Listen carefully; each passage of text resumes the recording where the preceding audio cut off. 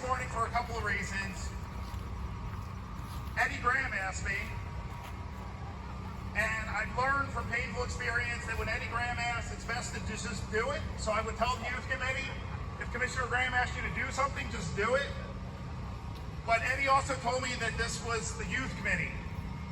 And in all of the chaos and confusion and sadness and grief and anger of 2020, our youth across this county have inspired me. I think they've got this. And I think you've seen this morning here, Cheltenham, Springfield. You should be proud of your students. You should be proud of your youth because they've got this.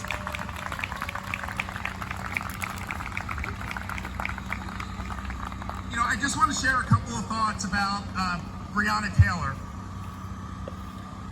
Because often when this happens to black men, we get a lot of whataboutism and we get a lot of excuses and, well, did they resist the stop, or did they follow orders? Did they do this? Did they do that? And they ended up dead. Well, when you look at Breonna Taylor, what did she do? She was in her home, behind a locked door. What order did she not follow? Why were they there? You know, people talk about her boyfriend. Her boyfriend fired on the police. Her boyfriend didn't know that they were police officers. Stand your ground works for some. Stand your ground doesn't apply there. In the next state over, we've had a couple celebrated for coming out of their home with guns because people were marching by their home, but they were defending their property. You have a young man who got a gun, left his home, left his town, went to Wisconsin, killed someone, but he was there to protect. There's a hypocrisy. And that's why Black Lives Matter. That's why we say Black Lives Matter. Don't say all lives matter. That's why Black Lives Matter. Because when it happens to us, there's always some reason, something that we did wrong to end up dead. Not far from here in Upper Gwinnett, a few weeks ago, there was a man who fired a shotgun at the Upper Gwinnett police. Fired twice. You might not have heard about it. He's alive. He is alive. They figured out how to defuse that situation. They did not fire back. He was disarmed. He's mentally ill. It can be done. It can absolutely be done.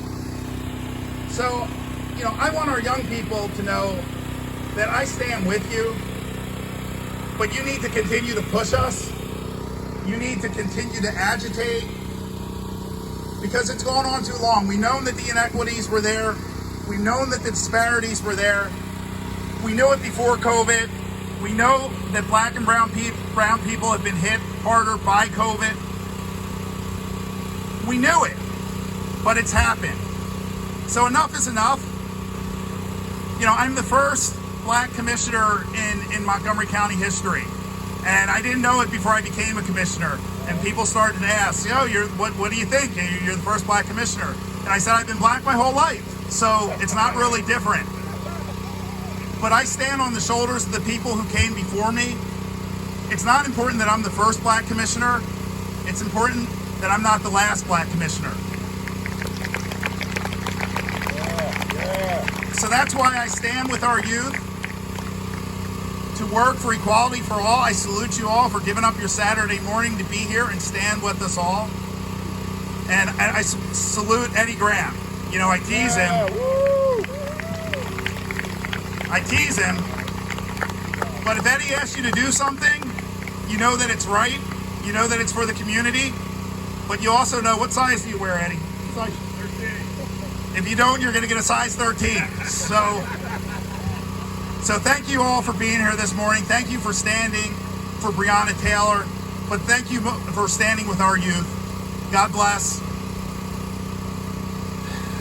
I get a little down. It's great to be here because our young people uplift us, and I truly believe you've got this. All right, you've got this. So thank you for having me here this morning.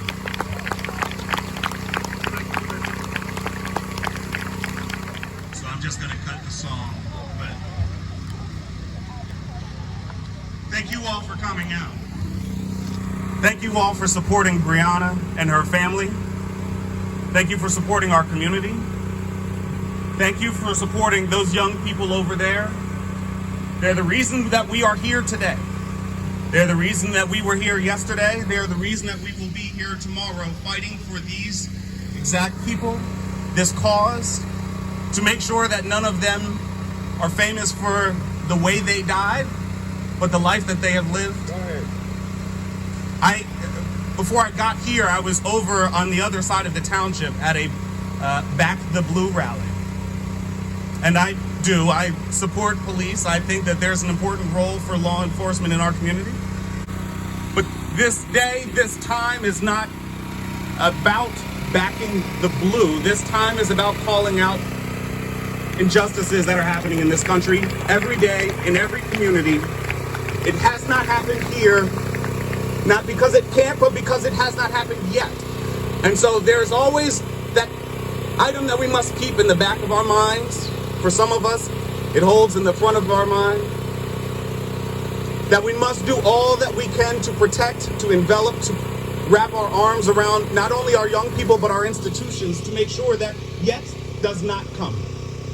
I have teenage kids. I have a 16-year-old son who is running around in our communities every day, and we try and let him have the experience that all 16-year-olds have, but I know that he never will have the experience that all 16-year-olds have.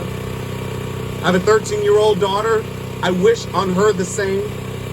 I wish that they can grow up and realize their dreams, be supported by individuals who understand and see their lives, who don't look for opportunities to enforce their power and oppressive wills over their lives, just as they have over Breonna's and Eric's, over Trayvon's.